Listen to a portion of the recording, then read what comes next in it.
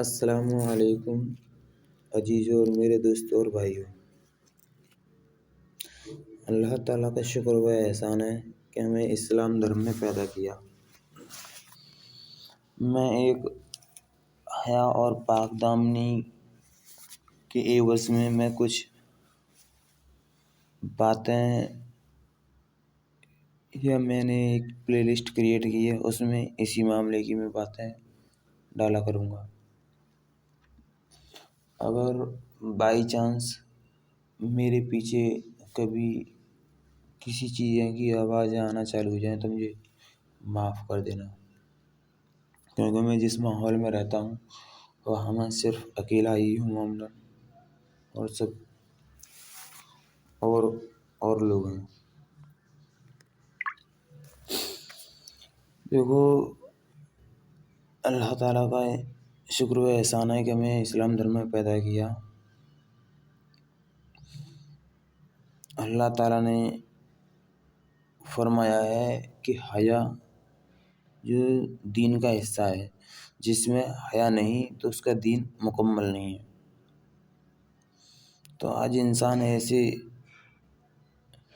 طریقے بتاتا ہے اسلام دھرم جو کامیابی کی منزل تک پہنچاتے ہیں، اور ایسے اخلاق سے سجاتا ہے جو اسے پاکیزہ اور سکون والی زندگی گزارنے کا طریقہ بتاتے ہیں۔ حیا کی دین میں اتنی اہمیت ہے کہ نبی کریم پاک صلی اللہ علیہ وسلم نے فرما دیا کہ حیا ایمان کا ایک حصہ ہے۔ اس میں آج ہم ایسے اندھیرے دور سے گزر رہے ہیں جس میں عام طور پر انسان اپنی دینی، روحانی اور بہترین جذبات کو دل میں کسی ویرانے کونے میں ڈال کر من چاہی زندگی گزارنے میں خوش ہے اور اسی کی طرف دوڑتا ہوا جا رہا ہے۔ اتنی لذتیں بھری زندگی کو ہی اپنی اصل زندگی سمجھ بیٹھا ہے، اور خواہشیں پوری کرنے کو اپنی زندگی کی اصل منزل سمجھ بیٹھا ہے۔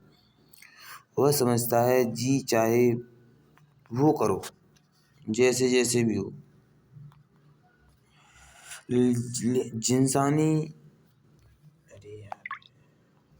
لہٰذا جنسانی خواہش جو انسان کی نفسانی خواہشوں میں سے ایک بڑی خواہش ہے، اس کو پورا کرنے کی دوڑ میں آج انسان کچھ اس قدر دھت ہے کہ شرم حیا کی سبھی سے پلہ جھاڑ چکا ہے۔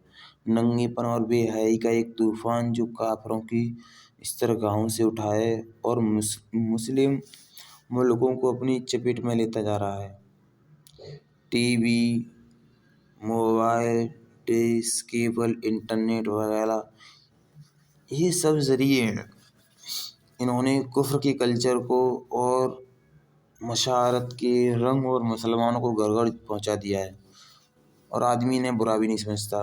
چنانچہ بے حیائی اور اخلاقی کی گراوٹ کے وہ منظر جو کبھی باطل کی پہچان ہوا کرتے تھے، جو فرق کرتے تھے مسلمانوں میں، آج مسلمانوں میں بھی رواج میں آ گئے ہیں۔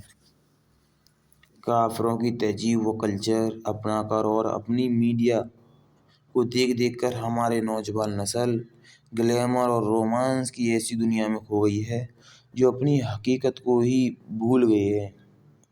وہ یہ قوم ہے جس کے نوجوان کبھی اللہ کی ذکر کی مستی، سجدوں کی لذت، اللہ تعالیٰ کی خوف، راتوں کو جاگنے کی شوق اور علم کے ذوق کے عادی تھے۔ ان کے چہرے عبادت کے نور کی چمک اور مغفرت کے نور کی دمک سے چمکا کرتے تھے۔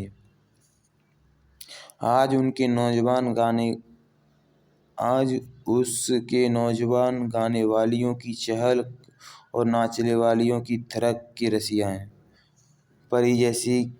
پری چہروں کی مٹک اور حسیناؤں کی ٹھمک کیا سکیں۔